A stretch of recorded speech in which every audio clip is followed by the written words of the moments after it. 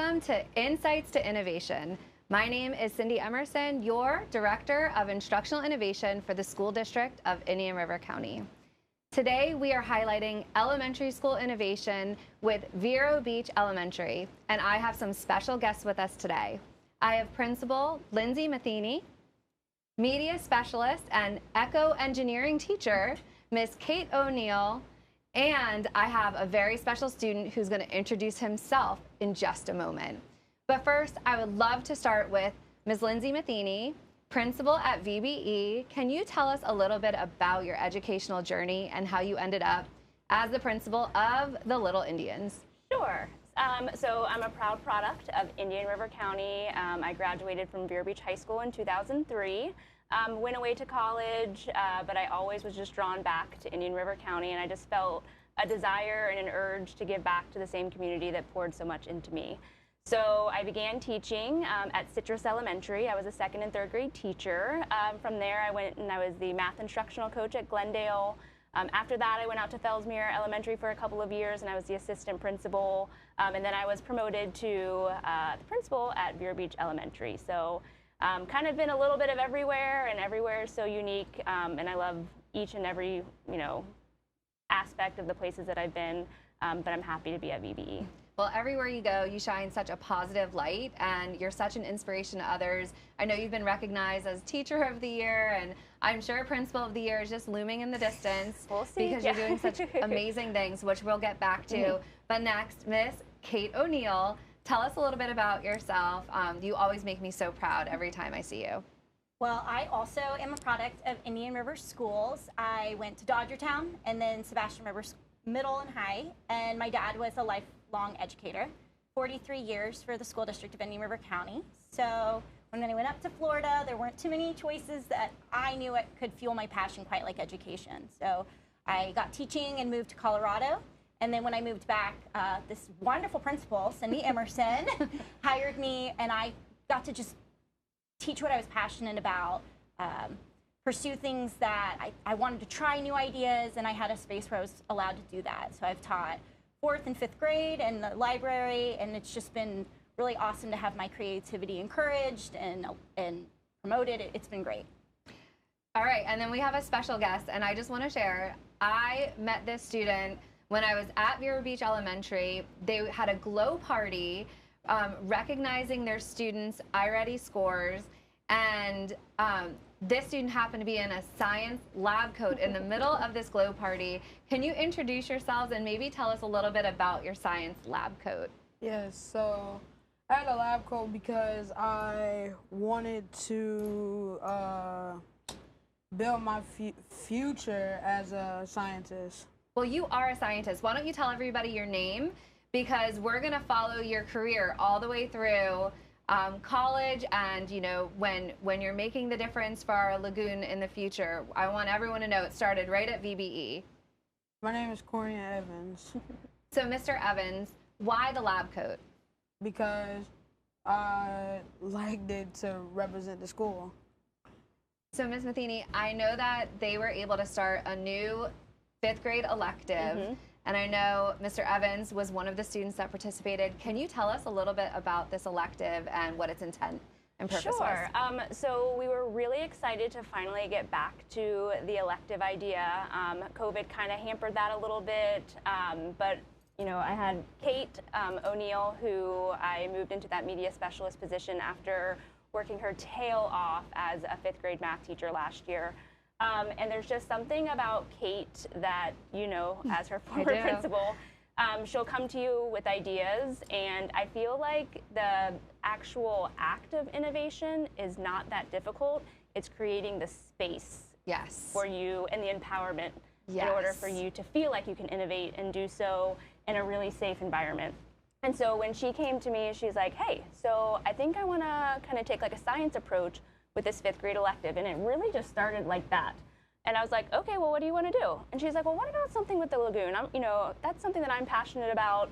And so what started as this little okay, let's save the Lagoon, go apply for some grant money with the Education Foundation, who's been incredible with being able to fund this project. But It just started very basic, and then I would say the evolution of the project just turned into something that we never expected, and really it was produced by student-driven research, questions, and the teacher just being that facilitator. So me allowing Kate to be that innovator in her instructional space and having that professional autonomy carry into the students, and they were just, I mean, spreading in all different kinds of directions.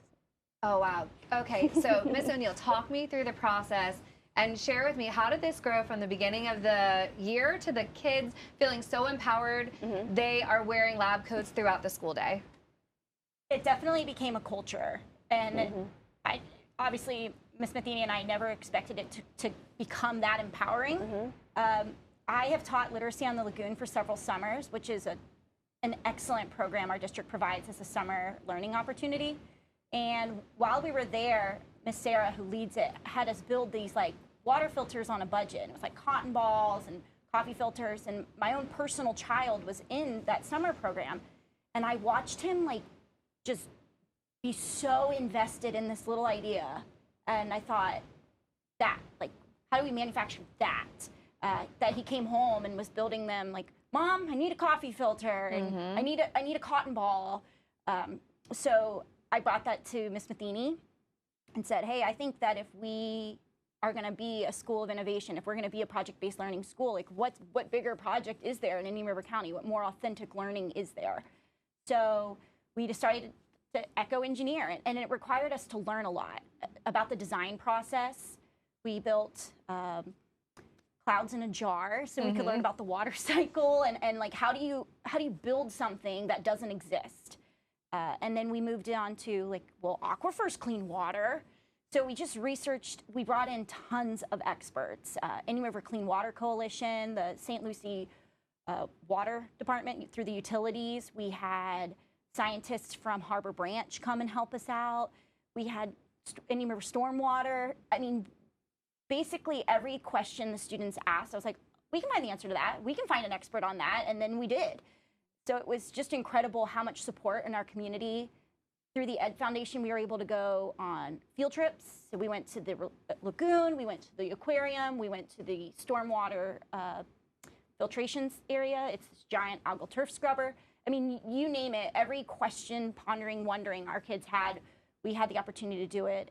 And then we also had the resources to buy the materials, and we built, wow. I mean, you name the thought. We had live oysters, we had water pumps, you name it. We had everything going on there, and it was just this really live learning space. Kids were excited every day. They wore the lab coats every day. They really did. We bought lab coats for science fair, and then it became like an essential need because the water test we did would stain your clothes, and now we were like goggles, coats. I mean, we became everything we needed to be, and it inspired the kids. So, Mr. Evans, as a scientist, what was your favorite memory of this year that you'll take with you as you're entering into middle school? Making the filter that we had to filter the water through and drilling drills through. Yeah. What happened with the oysters? Tell me about the learning process there. So we thought that oysters was going to clean the water, but when we first tried it, some of them died, so we had to research and find out how we're going to keep them alive. And we did a lot of researches for some part of the time, but after we found out that oysters sometimes wasn't, sometimes were going to clean the water.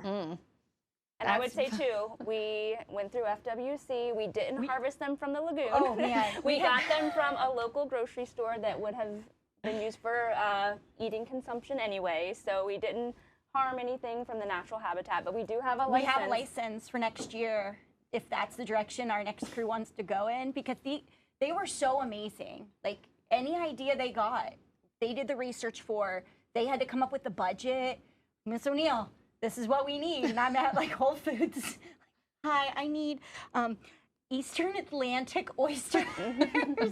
And we felt a really significant like ethical duty to do our best by them, even though they were from the seafood counter of a grocery store. It was just inspiring, empowering, devastating when they didn't make it. We learned about the nitrogen cycle, which is why some of them didn't make it. But it's just, if nothing else, it made it so kids were excited to be there every day, excited to learn about it, talk about it with anybody who would walk through the door, protective of it because it was in the library and kids would touch it because it was so interesting that we had to move it to like my office, and they would run in the morning frantic to check on, is the water clean? Is the oyster alive? Like, what's going on? And so many kids in the school wanted to know the answer to this little question that just kept growing. I mean, I want to know too. I just felt like so excited to see kids really authentically in the process of learning. And that real world connection, I just think is vital. And I'm so proud of Vero Beach Elementary and the project-based learning. What's next? Well, I can't close out without recognizing they were first place in the science fair, in the district-wide science fair. We had our girls group and our boys group both win first place in the science fair for 5th grade projects. So we were super pumped about that.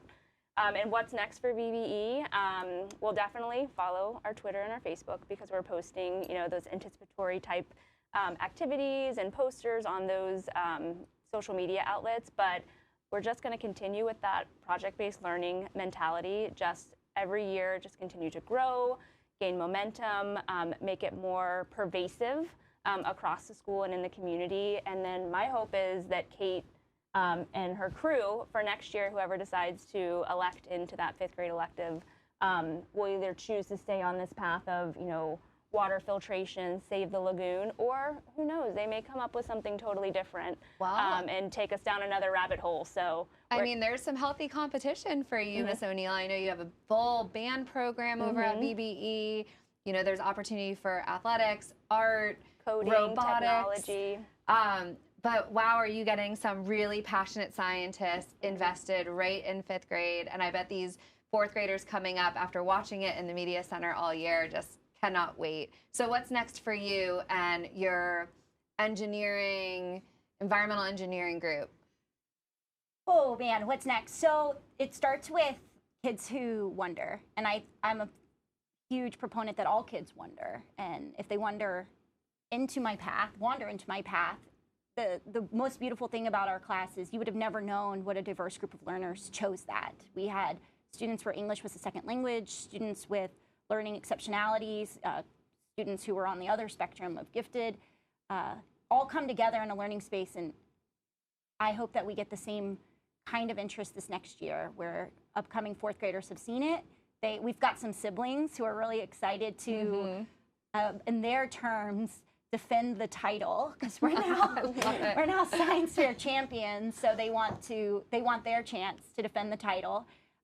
So we have some of that, and then we also have. I got the special license, so if we want to start really focusing in on oysters as a larger eco-engineering project for the lagoon, we can.